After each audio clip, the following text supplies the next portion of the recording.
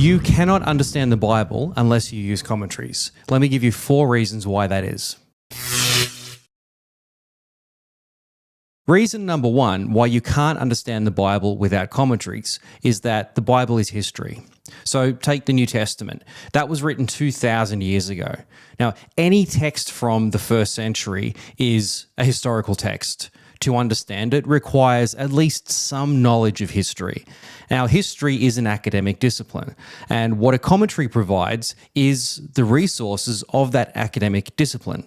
And so biblical historians, have looked at these texts and they've understood them within that first century context, and they've been able to bring insights to our understanding based on that knowledge.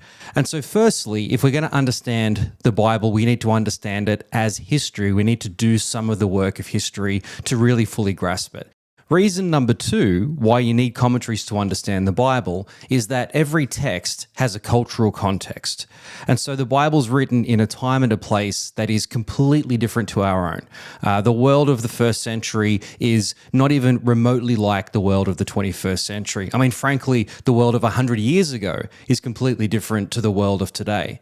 And so if we're going to have any hope of having insight into the cultural issues that the Bible is dealing with, we have to have some sort of sense of what that culture was. And where we get that information from is going to be from commentaries. Now, when we fail to have that knowledge, when we don't get the context or the cultural context of the text, at the very best, it means that we somewhat misunderstand what's going on. We somehow sort of project our context onto those texts.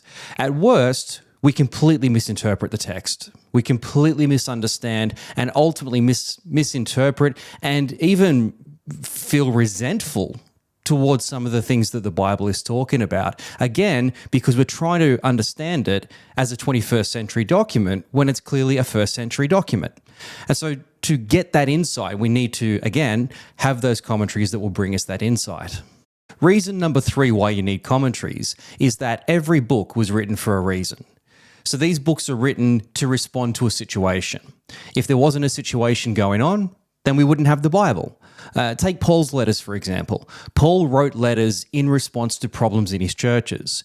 If there wasn't problems in the churches, then there wouldn't be any letters. There'd be nothing to say. There'd be nothing to deal with. But the fact that there were issues going on required Paul to respond, to write something as a solution to the issues that that church was facing.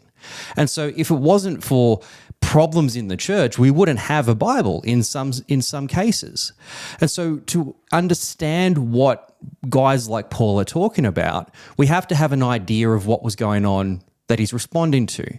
Now, we can't get that from the text. When we read the Bible, it's like we're hearing one side of a conversation. It's like, imagine if someone's sitting next to you talking on the phone and the only information you have is what that person next to you is saying. You don't know what's going on the other end of the phone call. And so you're trying to piece together in your mind what it is that is going on, whatever this conversation, this situation is all about. And so that's what we're trying to figure out when we read the Bible. And so what commentaries will do is to give you something of an insight into what might have been going on. What was the situation? And finally, reason number 4 why you need commentaries is that the Bible has been interpreted for thousands of years, at least for the last 2,000 years of the New Testament. It's been interpreted and reinterpreted into different contexts, into different cultures, by different generations of people.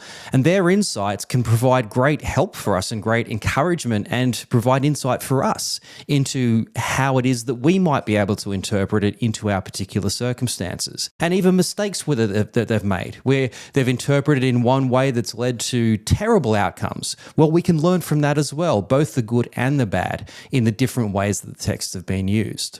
And so those are 4 quick reasons why I think you need commentaries, why you really can't understand the Bible unless you read the Bible alongside commentaries. And so the question you'll be asking is, well, what sort of commentary do I need? What level of study do I need to do with this? And that's a great question. And so I've got a couple here that I'll show you that might be of some help, might be a starting point, but at least to get you thinking about what it is that you might consider using in your own research.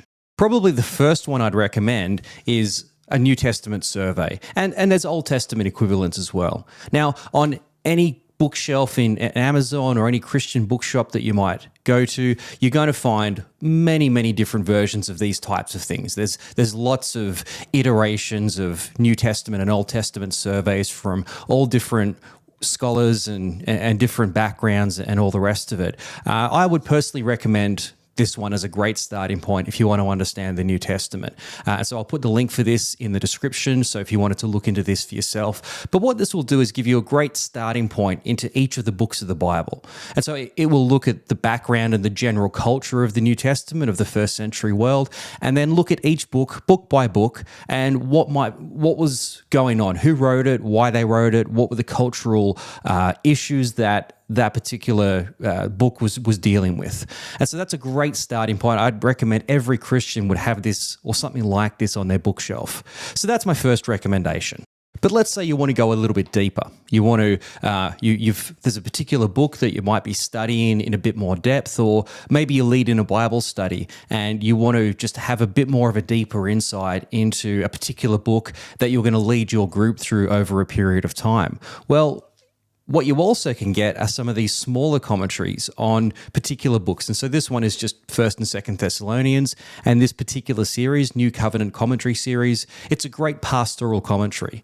It's written by great academics who have a really great knowledge and insight into the Bible, but also have a very pastoral sense of how to use the Bible, what to do with the Bible.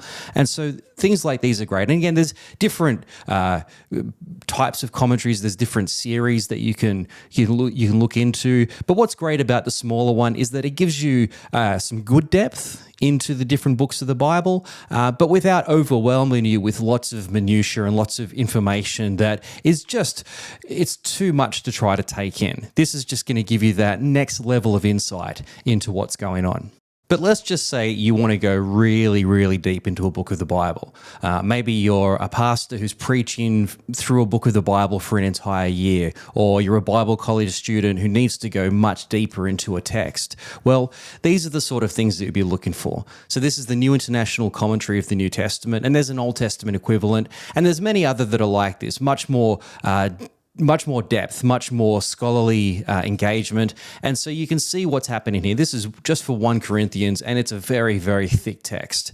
And so what this one is doing is going into every possible issue that's ever been raised about 1 Corinthians, issues that you wouldn't have even realized were an issue. Well, this is going into all of that stuff. And so what this one's going to do for you is it's going to just give you a really good, thorough analysis of every possible aspect of the book of the Bible. Well, I hope that's been helpful. Don't forget, if you want to go deeper on any of these topics, you can check out the podcast. The links for that are in the description below. But otherwise, thanks so much for joining me, and I'll see you next time.